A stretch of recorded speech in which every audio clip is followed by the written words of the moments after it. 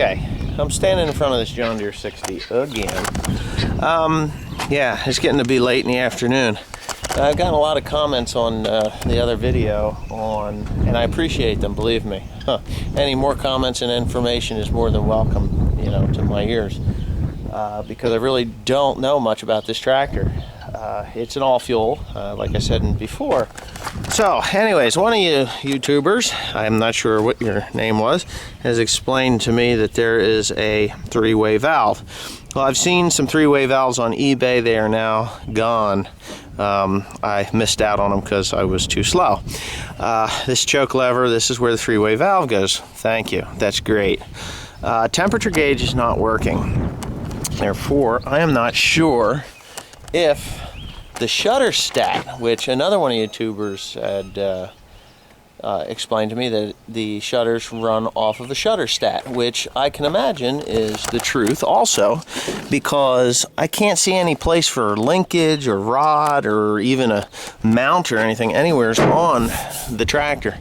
Now those shutters are closed, and there is no, well, there's water down in there, a little bit of water down in there. So anyways, maybe what I'm thinking is that the shutter stat isn't working properly, or it's seized up. But yeah, those shutters are closed. So when I get this thing to running, which I'm hoping by tomorrow afternoon, anyways, I'm thinking that the shutter stat is frozen or just not working properly. There's water in the engine, which is a good thing. He said that it just lost power. I figured that it got hot. I may be wrong, but I figured that it got hot and seized the motor. Now, I have taken this engine apart already, and I'll show you what I did, because I have been all over YouTube looking for a video on the inside of a two-cylinder John Deere engine, and I have got to tell you, I think this is going to be the first one, because I've looked everywhere. Everywhere. It doesn't matter. Blip TV, everywhere. I can't find anything on a two-cylinder engine. So, this is where the crankshaft is accessed. Right here. Now, I've taken this apart already once. I'm going to take it apart for you again. Actually, what I'm going to do is I'm going to shut the camera off and get these bolts out of here, and I'm going to show you what's inside. I've got all the bolts out of there. Now, it's just a, 3/8 inch bunch of bolts, but this is it. There's, oh shit. I think my oil gauge is still attached to its hose, or I'd be fishing that. Oh, god damn, it would have to go all the way down in there. So anyways, the engine oil, there's engine oil in it. That was my other concern. Oh, come on, you little pain in the ass. The guy that owned it didn't have it hooked up where it belonged, and this thing was dangling. But anyways, this is the inside of a two-cylinder John Deere engine.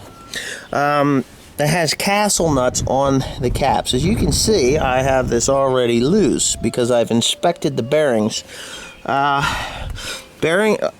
Piston number 1, I had that bearing out of there, and it was installed in 1958. Well, this is a 1953 tractor, so it obviously somewhere in 1958 or 59 it had problems, and it had to redo the bearings. Cylinder number 2, on the other hand, we'll see if I can turn this thing. There's no, as you notice, there is no center bearing on the inside of that thing. I'm trying to turn this, and it's got excellent compression. So, really, okay, here it comes around. Now, cylinder number 2, or connecting rod number 2 here.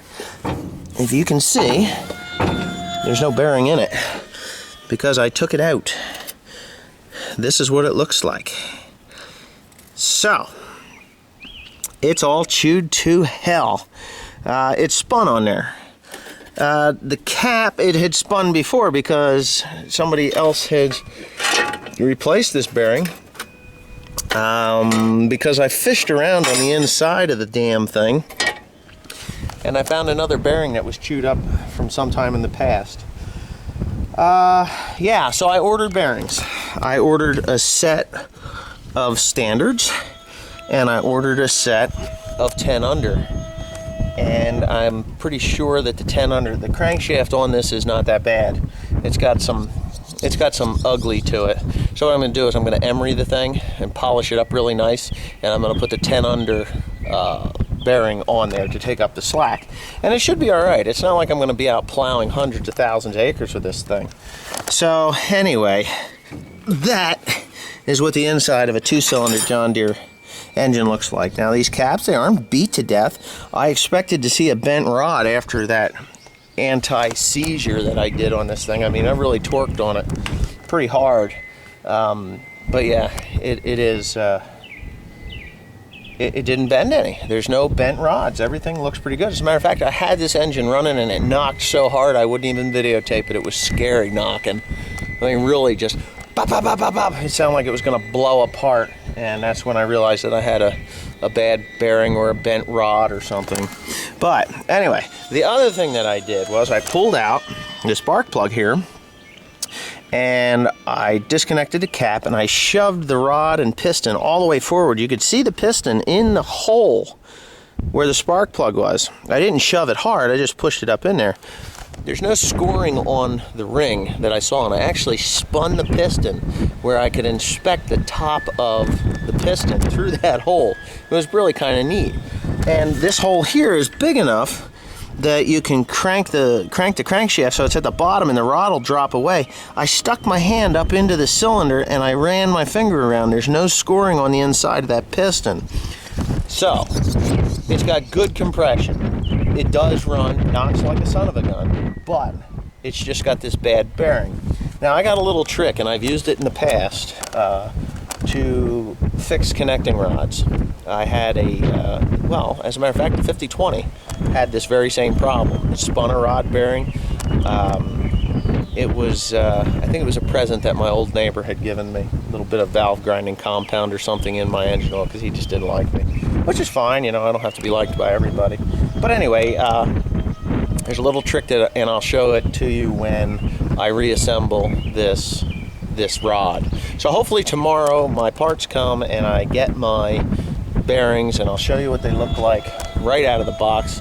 I think they're perfect circle bearings. I'm not 100% sure, but I'm pretty sure that's where they're coming out of Chicago, Illinois anyway.